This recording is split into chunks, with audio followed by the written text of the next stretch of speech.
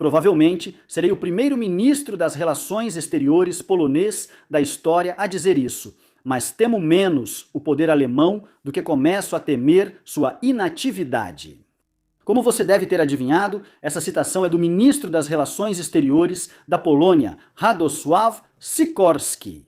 O ministro fez essa declaração durante seu primeiro mandato, lá em 2011, mas suas preocupações continuam muito pertinentes em 2026. O Sr. Sikorski destacou um paradoxo preocupante, já discutido em vídeo anterior de abril de 2025.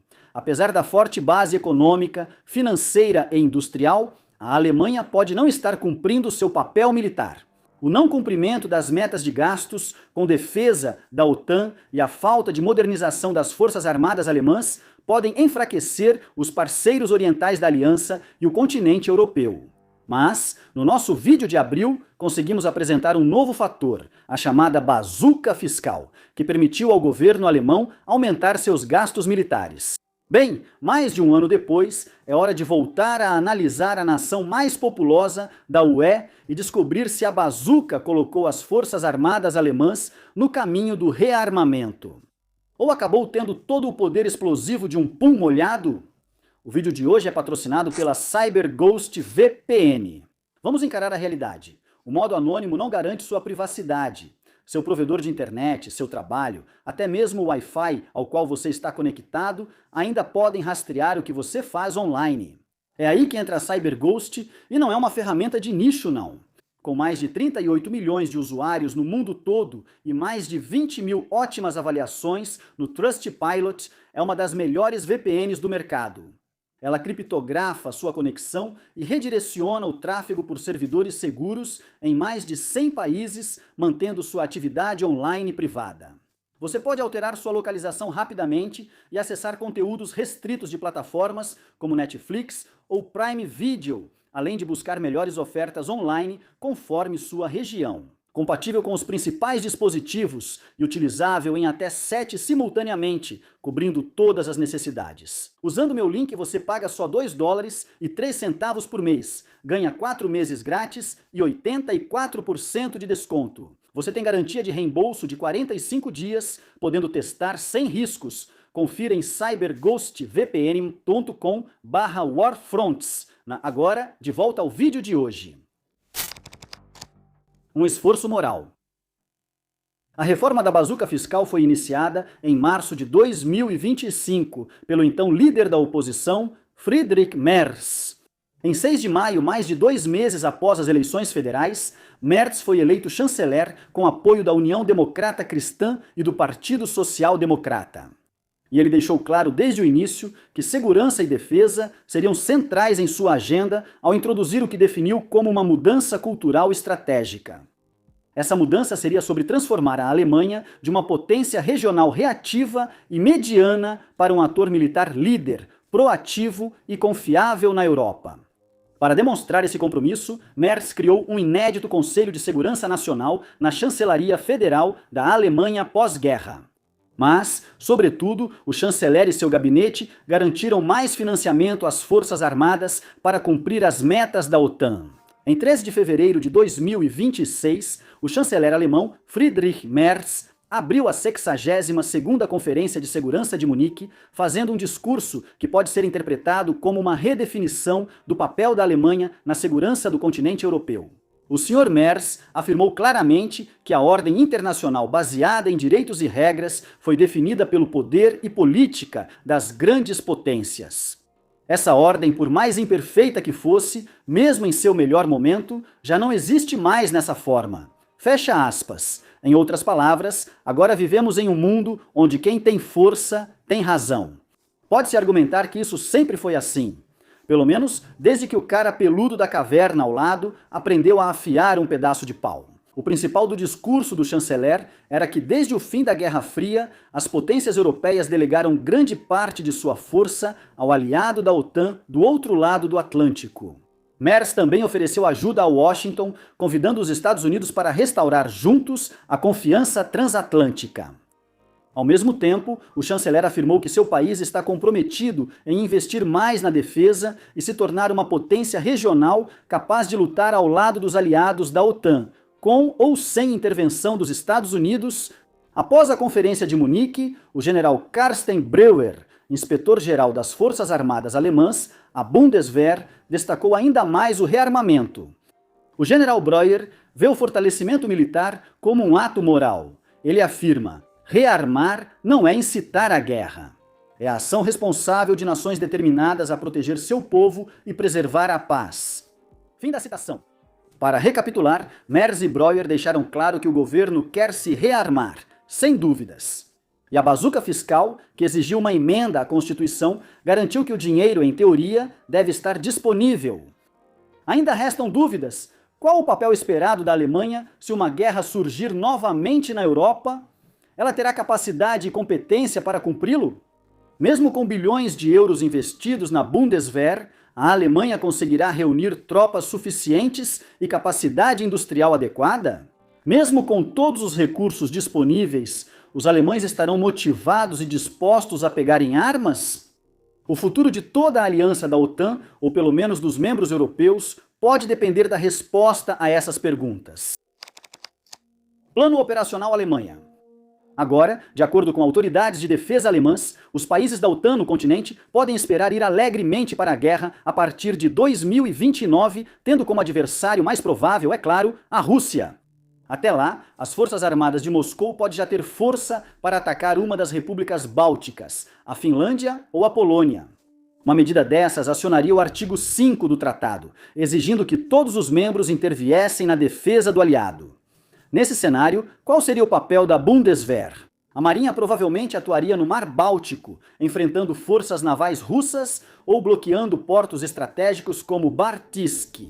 A Força Aérea protegeria o espaço aéreo nacional e se juntaria aos aliados perto da fronteira russa em ataques ofensivos. Na hipótese muito improvável de as forças russas atropelarem a Polônia, o exército defenderá as margens oeste dos rios Oda e de Dnieper. Unidades do exército podem ser movidas mais perto da linha de frente para apoiar seus aliados da OTAN. Uma dessas pequenas unidades já está na Lituânia como parte de uma presença avançada reforçada. Mas o principal papel que se espera das Forças Armadas Alemãs e do país como um todo é servir como centro logístico, uma base de operações para coordenar e direcionar reforços e suprimentos para as fronteiras orientais da OTAN.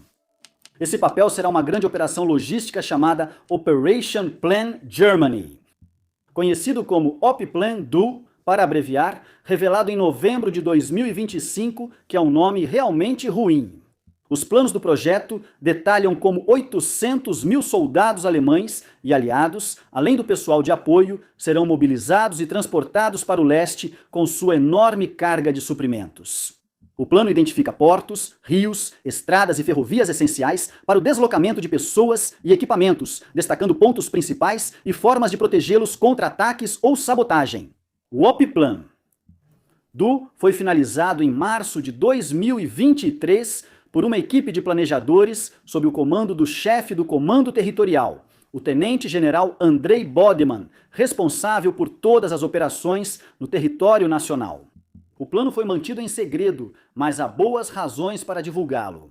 Um oficial militar sênior, não identificado, disse ao Wall Street Journal: "O objetivo é evitar a guerra mostrando aos inimigos que, se nos atacarem, não terão sucesso. Isso é muito bom. Avisamos nossos inimigos que podemos mobilizar 800 mil soldados rapidamente se atacarem. Quando souberem disso, podem concluir que a guerra é superestimada e talvez seja melhor apenas relaxarmos. O problema é que as 1.200 páginas detalhadas de OPPlan DU podem não se refletir na prática como planejado. Exercícios militares realizados em setembro e novembro de 2025 expuseram falhas graves na infraestrutura de transporte da Alemanha e na capacidade da Bundeswehr de responder a obstáculos imprevistos. Muita da infraestrutura atual tem origem na era da Guerra Fria. A própria Berlim estima que 1/5 da rede de Autobahn e mais de 1/4 das pontes precisam de algum tipo de reparo. Apesar de o bazuca fiscal incluir muito dinheiro para a infraestrutura, essas melhorias vão demorar para acontecer. Se buracos impedem comboios de caminhões de suprimentos, por que não reabastecer pelo mar? Segundo a Federação dos Portos Marítimos Alemães, o governo teria que investir mais de 15 bilhões de euros para modernizar e reforçar as instalações de atracação nos portos alemães do Mar do Norte e do Mar Báltico. A rede ferroviária também enfrenta incidentes graves, como mostram ocorrências reais, não apenas exercícios. Em 25 de fevereiro de 2024, um navio cargueiro holandês colidiu acidentalmente com uma ponte ferroviária sobre o rio Junta, noroeste da Alemanha. Felizmente, a operadora ferroviária Deutsche Bahn rapidamente construiu uma ponte temporária. Mas, em julho, um segundo navio foi lá e colidiu com essa nova ponte também. E aí, só resta dar um facepalm. E, bem, essas pontes danificadas eram a única ligação ferroviária que atendia o porto de Nordenham, no Mar do Norte, que na época era o único terminal da região autorizado a receber carregamentos de munição destinados à Ucrânia. Os dois incidentes de colisão interromperam por semanas o fornecimento vital às forças armadas da Ucrânia. Se a rede ferroviária alemã depende de poucos pontos críticos, o que ocorreria em um grande confronto nas fronteiras da OTAN? A ameaça de sabotagem em pontos estratégicos é constante. Recentemente, ferrovias alemãs sofreram incêndios criminosos que podem ir além do vandalismo. Em outubro de 2025, um tribunal de Munique condenou um homem à prisão por planejar sabotar a rede ferroviária a mando da Rússia. Essas ações nem sempre precisam de sabotadores presentes, pois podem ser feitas com segurança usando drones. Abater drones suspeitos ou hostis sobre o território alemão era, até recentemente, uma responsabilidade das autoridades policiais. Porém, uma emenda de fevereiro de 2026, a Lei de Segurança da Aviação, passou a responsabilidade aos militares.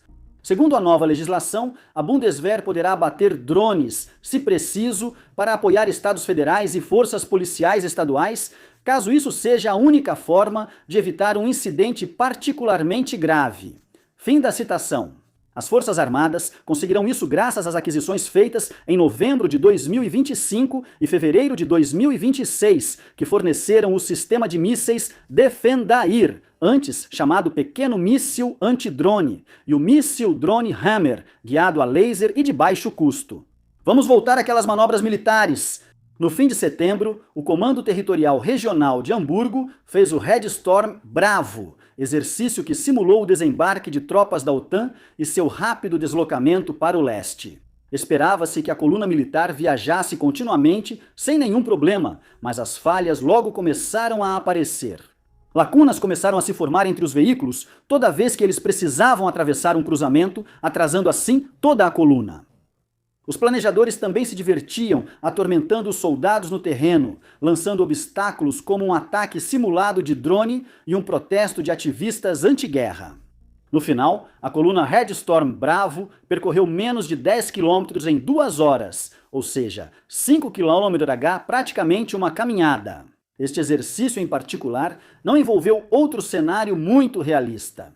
Se os militares russos avançassem, por exemplo, na Polônia, milhares de refugiados provavelmente cruzariam para a Alemanha, sobrecarregando o transporte.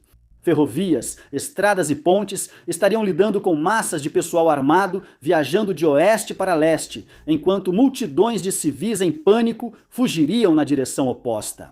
Como disse Cláudia Major, chefe de segurança transatlântica no German Marshall Funds, refugiados e reforços viriam de direções opostas. Esses fluxos teriam que ser direcionados, algo que a Bundeswehr não consegue fazer sozinha, especialmente em combate. E Cláudia Major tem razão, a Bundeswehr não pode cuidar de tudo. Por isso, o cérebro por trás de Oplandur, General Bodemann, adotou medidas preventivas sensatas com apoio do setor civil. Hospitais, forças policiais, agências de socorro e a operadora da Autobahn vão colaborar com os militares para garantir o trânsito fluido de tropas e civis refugiados em caso de pior cenário. Prestadores de serviços privados também foram mobilizados. A fabricante de armas, Rheinmetall, fornecerá ao governo acampamentos temporários de 260 milhões de euros, com chuveiros, postos de combustível e cozinhas. Claramente, a Bundeswehr vai precisar de mais equipamentos do que apenas chuveiros móveis para defender seu território. Será que Berlim conseguirá pagar a conta? Grana alta versus burocracia. Gastos com defesa sempre foram um ponto sensível, pois Berlim costuma não cumprir metas da OTAN. Só para lembrar, até 2024, os membros da aliança deveriam destinar 2% do PIB ao orçamento de defesa e 1/5 desse orçamento deveria ser destinado ao investimento em equipamentos. Após a cúpula de Haia, em junho de 2025, a proporção foi aumentada de 2% para 5%. Durante anos, porém, a Alemanha não apenas deixou de atingir essas metas, ela mal conseguiu sair do sofá. Em 2022, Berlim destinou 1,49% do PIB para uma defesa. Após a invasão da Ucrânia pela Rússia, o então chanceler Olaf Scholz anunciou a Zeitenwende, ponto de virada nas políticas externa e de segurança do país. Scholz prometeu mais investimentos em defesa e criou um fundo especial de 100 bilhões de euros. Foi graças a esse fundo que, em 2024, a Alemanha conseguiu destinar 76 bilhões de euros para a defesa, 1,9% do seu PIB, muito próximo da meta da OTAN. E cerca de 15 desses bilhões foram destinados a equipamentos, conforme as exigências da OTAN. De acordo com o Instituto Internacional de Estudos Estratégicos, até o final de 2025, a Alemanha havia gasto 92 bilhões de euros em defesa. O mais impressionante é que cerca de 22 bilhões de euros foram para pesquisa, tecnologia e equipamentos. Isso equivale a 26% do orçamento de defesa, mostrando que a Bundeswehr superou a meta de 20% da OTAN para equipamentos. A Força Aérea foi a principal beneficiada, recebendo cerca de 10 bilhões de euros para a compra e manutenção de aeronaves. O Exército e a Marinha receberam 7 bilhões de euros em novos equipamentos. Cerca de 4,2 bilhões de euros foram destinados a um item orçamentário chamado Comando e Digitalização. Inclui investimentos em IA, tecnologia quântica, comunicação por satélite e veículos não tripulados. Claro, esses orçamentos podem parecer pequenos diante das somas massivas alocadas por Washington, Pequim e Moscou, que podem menosprezar Berlim e rir disso com seus orçamentos de centenas de bilhões de dólares. Mas a questão é que a Alemanha agora é o quarto país que mais gasta com defesa no mundo. E o movimento de rearmamento parece imparável. Segundo dados oficiais do Ministério Federal da Defesa, o orçamento para 2026 vai ultrapassar 108 bilhões de euros. Até 2029, espera-se que os cofres da defesa contenham 152 bilhões de euros, o que deve equivaler a 3,5% do PIB. O objetivo final é atingir essa proporção de 5% até 2035. É um plano ambicioso, e é justo questionar se Berlim conseguirá cumprir, considerando que o fundo especial de Scholz deve acabar até o final de 2027. Como mencionamos, o chanceler Merz já abordou a questão por meio da bazuca fiscal, reformando o chamado freio constitucional da dívida, que impôs um limite à dívida para os gastos com defesa. Seu governo conseguiu criar um novo fundo especial para infraestrutura e neutralidade climática, conhecido como SVK.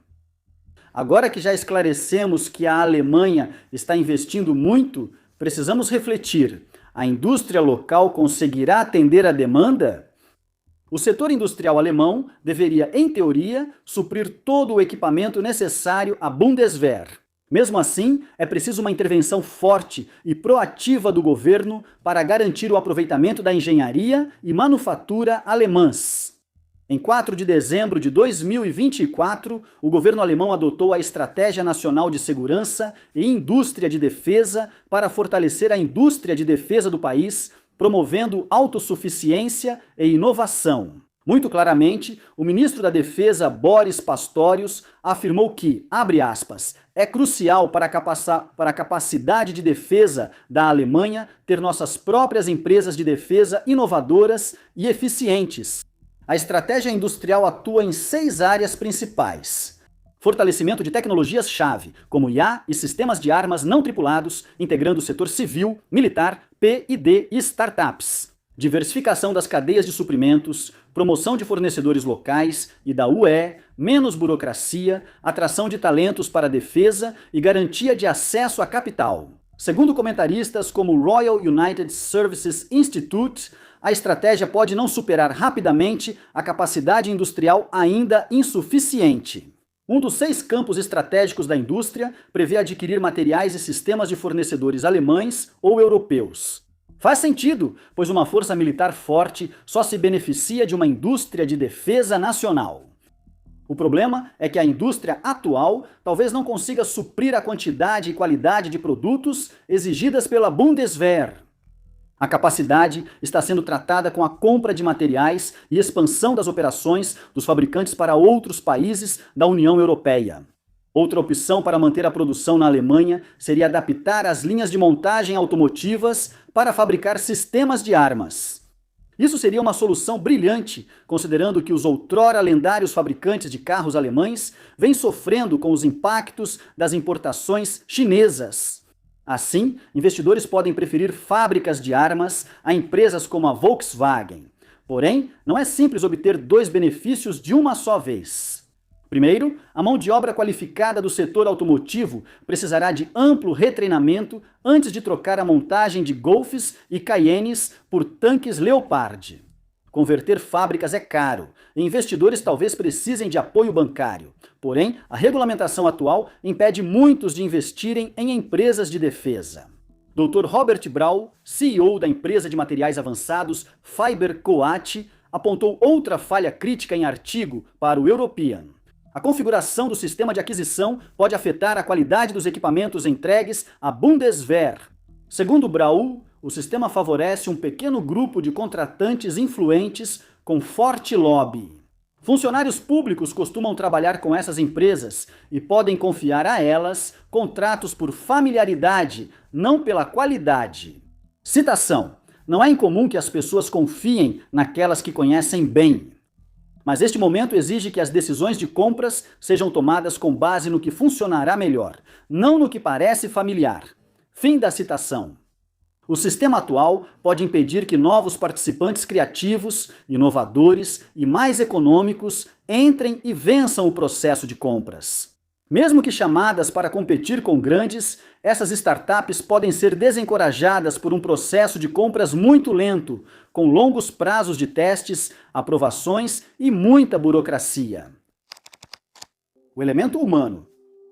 Enquanto a Bundeswehr lida com problemas de aquisição, eles também precisam enfrentar uma escassez crônica de pessoal. Mas, para dar o devido crédito, os militares estão fazendo o possível para resolver o problema. Em 2023, cerca de 43 mil homens e mulheres se alistaram nas Forças Armadas. Em 2024, o número de novos candidatos subiu para mais de 51 mil, um aumento de 18,5%. Esse aumento elevou o número total de tropas ativas para 181.174 até o final de 2024. Isso representou uma leve queda em relação ao número de militares ativos no fim de 2023. Isso pode parecer contraintuitivo. Se o número de novos recrutas aumentou em 18,5%, então por que o total realmente diminuiu? Isso ocorre porque milhares de soldados se aposentaram nesse período e os novos recrutas não compensaram totalmente a diferença. As Forças Armadas alemãs são voluntárias desde o fim do serviço militar obrigatório em 2011 e as novas gerações podem não se interessar pela carreira militar. Por isso, o governo alemão considerou reintroduzir o serviço militar obrigatório. Bem, mais ou menos. Em 5 de dezembro de 2025, o Bundestag, o parlamento alemão, aprovou uma lei para aumentar o efetivo da Bundeswehr. Segundo a nova lei, o serviço militar voluntário terá melhor remuneração, tornando-o mais atrativo para futuros recrutas. O objetivo é aumentar o número de tropas dos atuais 183 mil para pelo menos 260 mil militares ativos e 200 mil reservistas até o ano de 2035. Se a Bundeswehr não atingir as metas, o parlamento poderá ativar o serviço militar obrigatório, mas não será com vocação universal. A proposta é solicitar que todos os homens de certa faixa etária manifestem interesse pelo serviço militar.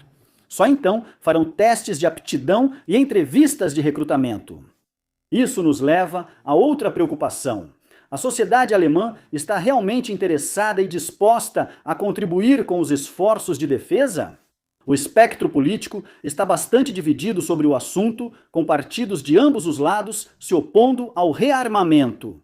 Os partidos mais comprometidos com o rearmamento são a União Democrata Cristã do chanceler Merz e sua aliada, a União Social Cristã. Mas seus parceiros de coalizão, o Partido Social Democrata de centro-esquerda, estão divididos entre Falcão e Pomba.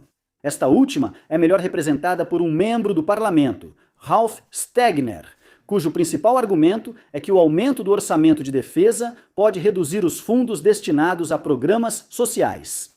Caso isso ocorra, eleitores insatisfeitos podem abandonar a coalizão governista e apoiar a extrema-direita. Falando nisso, o partido mais popular nesse espectro é definitivamente o AfD, ou Alternativa para a Alemanha, que ostenta 26% dos votos populares. O AfD é nacionalista e, assim, não se oporia à Alemanha como potência militar regional. Na verdade, os parlamentares do AfD não se opuseram à lei de conscrição de dezembro de 2025, mas o partido se opôs à ajuda militar à Ucrânia e, em geral, defende melhorar as relações com a Rússia, incluindo o fim das sanções contra Moscou. Portanto, eles não se opõem ao rearmamento em si, mas sim a um rearmamento contra a Rússia. Até eleitores de centro podem não se entusiasmar com as reformas mais recentes de Merz, como explicou o coronel aposentado Sonka Marahrens, hoje pesquisador no Instituto de Política de Segurança da Universidade de Kiel. A cultura estratégica da Alemanha é justamente não ter uma cultura estratégica. Não há mentalidade de guerra e muitos jovens ainda não entendem por que precisamos de um exército forte. Fim da citação. Segundo Marahrens, os eleitores alemães se preocupam mais com questões internas do que com política militar e externa, e mesmo que estejam cientes das ameaças internacionais, geralmente são, abre aspas, ambivalentes quanto ao uso da força. As opiniões dos ex-oficiais foram confirmadas por uma série de pesquisas realizadas pela organização sem fins lucrativos More in Common. A pesquisa deles de 2025 revelou que 74% dos entrevistados alemães estavam preocupados com a possibilidade de uma guerra estourar na Europa nos próximos anos. Cerca de 66% dos entrevistados também indicaram que a Alemanha pode e deve deixar de depender da assistência militar dos Estados Unidos. Apesar disso, esses cidadãos eram céticos sobre a Alemanha assumir um papel militar de liderança na Europa, e só cerca de 29% acreditavam que meios militares podem ser necessários para resolver conflitos internacionais. Você ouviu isso? Esse é o som de toda a Europa Oriental revirando os olhos coletivamente. Pesquisa do Centro de História Militar e Ciências Sociais da Bundeswehr indica que 11% dos adultos com menos de 50 anos estariam dispostos a lutar pelo país.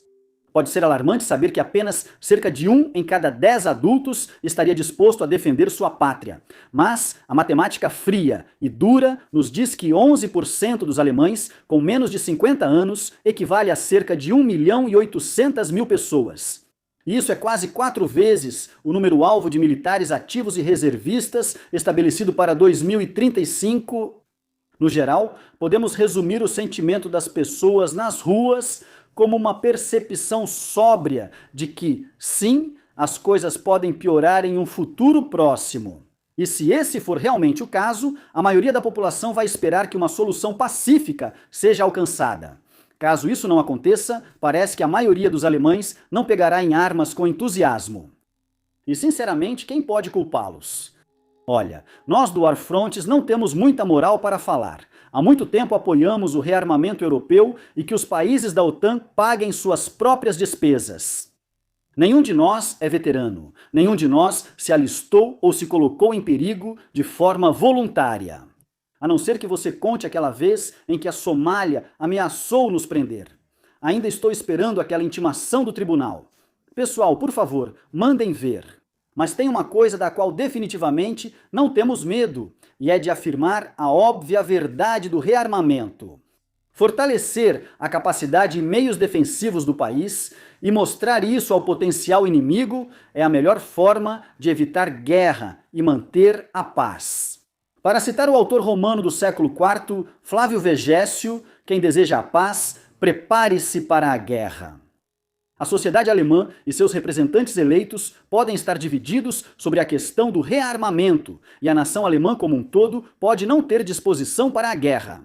Mas se eles suportarem se preparar para isso, se comprometerem seriamente e deixarem tanto seus aliados europeus quanto a Rússia verem que estão falando sério, talvez nunca mais precisem lutar uma guerra novamente.